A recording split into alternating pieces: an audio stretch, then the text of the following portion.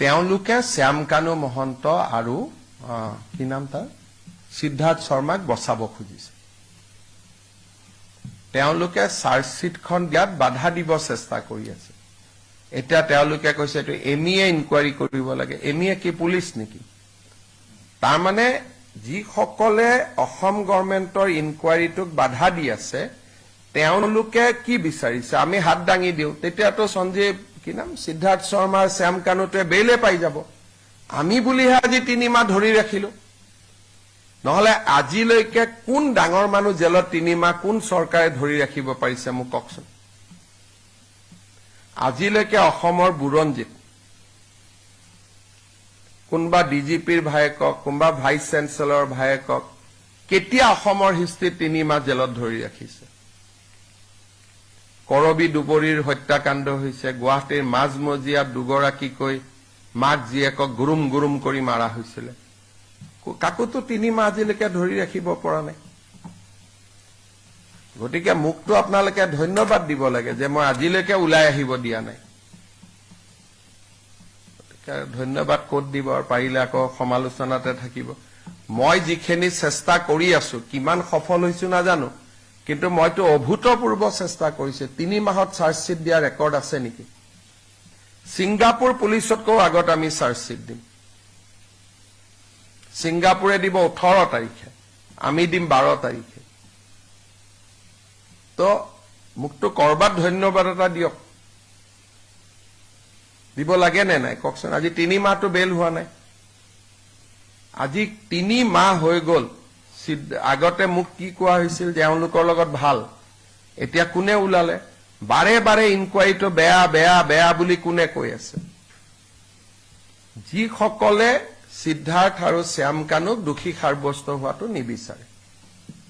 প্ৰথমতে কি কৈছিল ভাল জেলত লৈ গ'ল, অতিথিশালাত লৈ গ'ল। এতিয়া আপোনালোকেতো এদিন হলেও লিখিব লাগে যে 3 মাহি মাটিত শুই আছে বুলি। কোনেওতো নিলিখে। আজি 3 মাহ যে সিদ্ধাৰ্থ শৰ্মাৰ শ্যামকানু শৰ্মা মাটিত শুই আছে, যিবিলাকে ৰিজৰ্টত পঠোৱা বুলি লিখিছিল আজিলৈকেতো কোৱা নাই যে আমাৰ ভুল হৈছিলে, মুখ্যমন্ত্ৰীক এনেকে গালি পাৰাটো ভুল হৈছিলে। কব লাগিছিল নাই কোনোবাই কওকচোন। তাতে ভূত ওলাই ভাবে ৰাতি চিঞৰ বাখৰ হয়, মহৰ আঁঠুৱা দিয়া নাই, মোবাইল ফোন দিয়া নাই, খাব ভালকৈ পোৱা নাই, জেলৰ যি নিয়মতকৈ এটা টুকুৰা ৰুটি ভালকৈ খাব দিয়া নাই। 3 মাহটো হৈ গ'ল চাওঁতে চাওঁতে। কোনেওতো জামিন ল'ব পৰা নাই নে পাৰিছে কওক? কালি মই উমৰাংচু যাওঁতে SP সুধিছিলো পৰহি, তাতে 2টা আছে কেনেকে আছে? বোলে ছাৰ এনেকুৱা হৈ গৈছে। আপোনালোকে এইটো নিলিখে।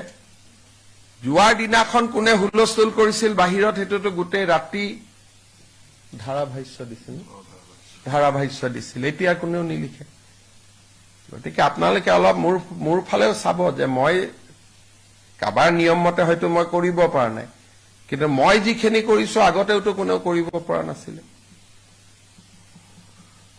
কিমান ডাঙৰ ডাঙৰ ক্ৰাইম অসমত হৈ গৈছে। তেনেকে কাবাক ডাঙৰ মানুহৰ ঘৰৰ ল'ৰা আজিলৈকে 3 মাহ আছে নেকি জেলত?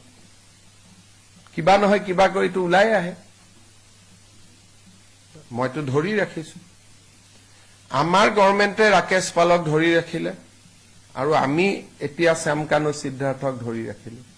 কংগ্ৰেছৰ দিনত কাক ধৰি ৰাখিছিল কওক আজিলৈকে? তেতিয়া ক্ৰাইম হোৱা নাছিল।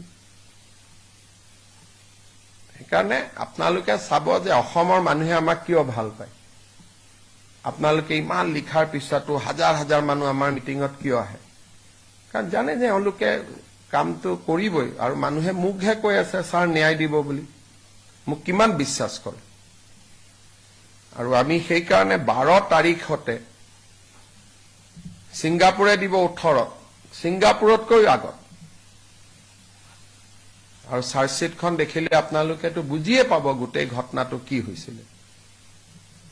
এপ্লাই কৰিব লাগিব, খালি কপিটো আমি দিব নোৱাৰো। কপিটো আপোনালোকে এপ্লাই কৰি পেলাই কোৰ্টৰ পৰা নিব লাগিব।